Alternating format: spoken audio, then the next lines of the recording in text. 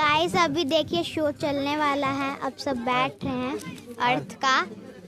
अर्थ का फंक्शन कैसे है, अर्थ सिस्टम क्या होता है, साइंस कैसे फेयर वो क्या था नाम? Earth system. एकदम मजा आएगा देखने में। आपको भी थोड़ा मोड़ा क्लिप्स दिखाएंगे, देख सकते हैं।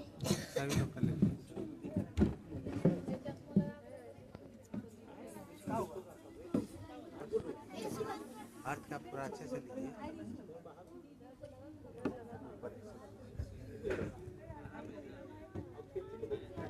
स्टार्ट हो गया है।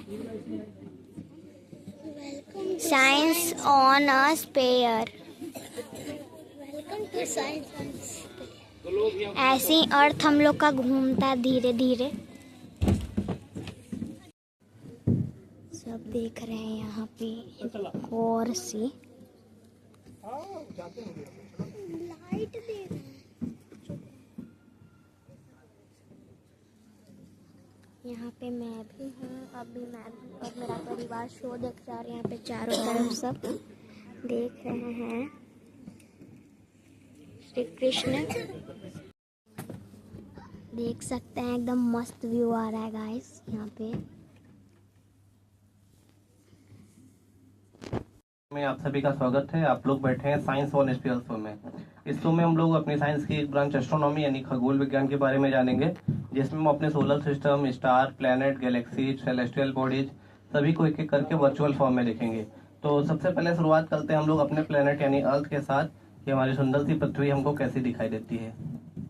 तो ये हमारी अर्थ है। जैसा हम देख रहे हैं यहाँ पर हमको ब्लू कलर बहुत ज्यादा दिखाई दे रहा है, क्योंकि ये वाटर यहाँ पर दिखा रहा है और हमारी अर्थ पर 71% वाटर होता है, इसीलिए हम अर्थ को ब्लू प्लेनेट के नाम से भी जानते हैं। उसके अलावा हमारी अर्थ में हमको बहुत ज्यादा डाइवर्सिटी देखने को मिल रही है। हम देखेंगे कुछ एरिया में बिल्कुल ग्रीन दिखाई दे रहा है, ये फॉरेस्ट एरिया को शो कर रहा है, और कुछ येलो ब्राउन एरिया है जो यहाँ पर डेजर्ट को दिखा रहा है। उसके बाद जो व्हाइट कलर है हमारे कॉन्टिनेंट और ओशियन के ऊपर है, वो क्लाउड्स है। और हम देखेंगे अपना साउथ पोल और नॉर्थ पोल।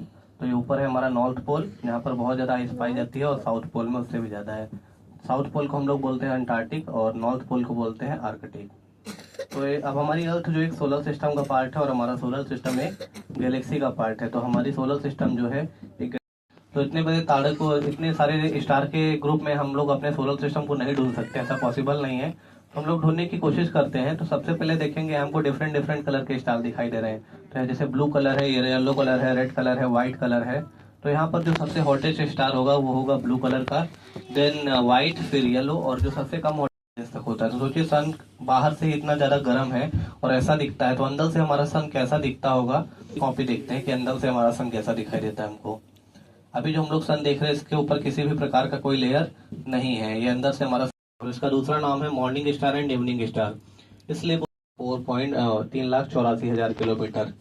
तो अभी हम यहाँ देखेंगे हमको मून के इसके अंदर अप्रोक्सीमेटली 1300 अर्थ फीट हो जाएंगे, जो कितना बड़ा होगा जुपिटर। तो जुपिटर में हम सिस्टम का थर्ड बिगेस्ट प्लैनेट है और कोल्डेस्ट प्लैनेट भी है। कोल्डेस्ट होने का कारण है क्योंकि सन से बहुत ज्यादा दूर है और यहाँ पर बहुत ज्यादा आइस पाई जाती है, लेकिन आइस के साथ में यहाँ पर हीलियम गैस भी बहुत ज्यादा है जो यहाँ के टेम्परेचर। चलिए फिर से अपनी अर्थ पर वापस आते हैं। हम लोग सैटेलाइट व्यू से अपनी अर्थ को देखते हैं। ये जो सैटेलाइट वीडियो है हमारी अर्थ का मार्च महीने का है, जो यहाँ पर नीचे हम लोग डेटा में देख सकते हैं। मार्च महीने में इस दिन हमारा पृथ्वी ऊपर से कैसा दिख रहा था। तो हम लोग इसमें एयर मूवमेंट, क्लाउड मूवमेंट सब देख सकते हैं कि मानसून कैसे आता है, बादल एक जगह से दूसरी जगह कैसे जाते हैं विदाउट क्लाउड। तो बिल्कुल जैसे ब्लू मार्बल हम लोग बोलते हैं वैसे ही हमारी अर्थ दिखाई देगी। तो यहाँ पर हम लोग कंट्री या उसके जो नेम है और देख सकते हैं हम लोग एक एक करके। सबसे पहले हम लोग इंडिया को देखते हैं। तो टोटल कितना कॉन्टिनेंट है हमारे अर्थ पर? 7। तो हम लोग इंडिया को देखते हैं। सबसे पहले हमारा इंडिया किस कॉन्टिनेंट में आता है? एशिया। और एशिया क्या है? लार्जेस्ट कॉन्टिनेंट है। फिर हम लोग नीचे देखेंगे तो नीचे कौन सा कॉन्टिनेंट है? ये ऑस्ट्रेलिया। के बगल में एक कंट्री है न्यूजीलैंड। फिर हम लोग इधर आएंगे तो ये है साउथ अफ्रीका। साउथ अफ्रीका के नीचे एक आइलैंड पाया जा रहा है, मेडागास्कर आइलैंड है। साउथ अफ्रीका में ऊपर हम लोग देखेंगे इजिप्ट है, अल्जीरिया है, सारे कंट्रीज पाए जाते हैं, और ऊपर है यूरोप। फिर हम लोग नीचे आएंगे तो ये देखेंगे हम लोग हमारा ये कौन सा कंट्री है? South America. साउथ अमेरिका में सबसे बड़ी कंट्री है ब्राजील। फिर हम लोग नॉर्थ अमेरिका में जाएंगे तो यहाँ पर मैक्सिको और कनाडा और यूनाइटेड स्टेट, ये 3 कंट्री में हमको देखने को मिलते हैं। ऊपर जो व्हाइट कलर का हमको पार्ट दिखाई दे रहा है कंट्री है ग्रीनलैंड। फिर नीचे हम लोग आएंगे साउथ अमेरिका के नीचे तो कॉन्टिनेंट है अंटार्कटिका। चलिए हम वाटर देखते हैं कि हमारी अर्थ पर अगर Without वाटर कंटेंट water. भी नहीं होगा, वाटर बॉडीज नहीं होगी, तब हमारी अर्थ हमको कैसी दिखाई देगी। बिल्कुल जैसे मून का सरफेस होता है, हमारी अर्थ भी बिल्कुल वैसी हो जाएगी अगर हमारी अर्थ पर पानी नहीं होगा तो। अब अपनी अर्थ को देखते हैं दिन और रात एक साथ में, क्योंकि हमारी पृथ्वी पर आधी तरफ दिन होता है और आधी तरफ रात होती है। तो देख सकते हैं डे और नाइट एक साथ अपनी अर्थ पर। डे और नाइट को जो लाइन डिवाइड करती है उसको बोलते हैं टर्मिनेटर, और टर्मिनेटर हमेशा क्या रहता है, शिफ्ट होता रहता है। जैसे हम लोग सुनते हैं जब हमारे यहाँ रात होती है तो अमेरिका में क्या होता है, दिन होता है। तो हम लोग देखते हैं ऐसा व्यू।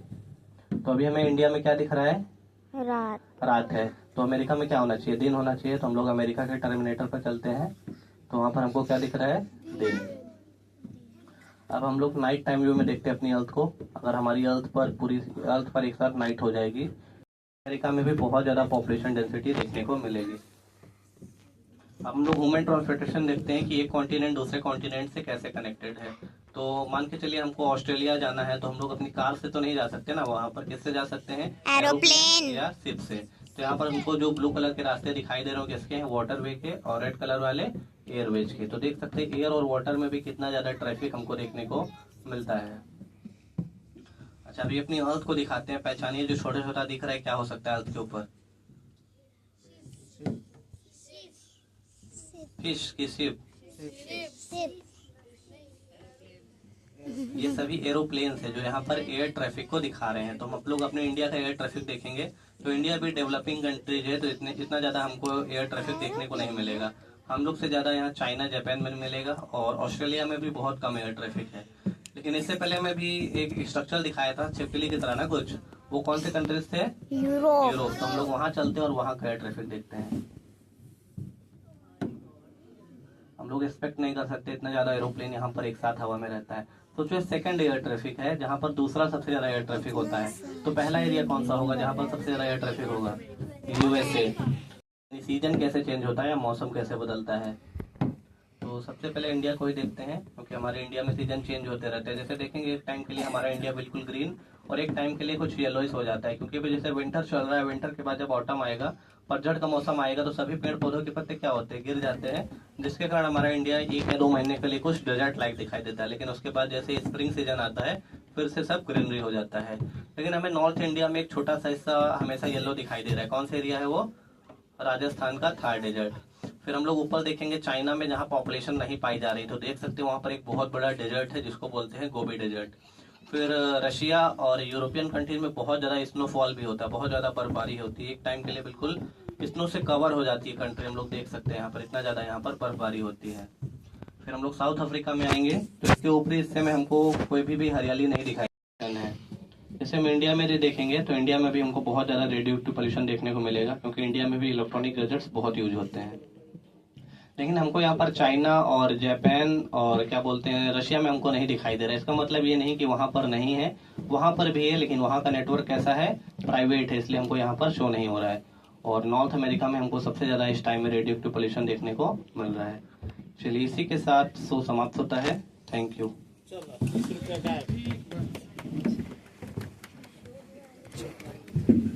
तो शो समाप्त, चलते हैं।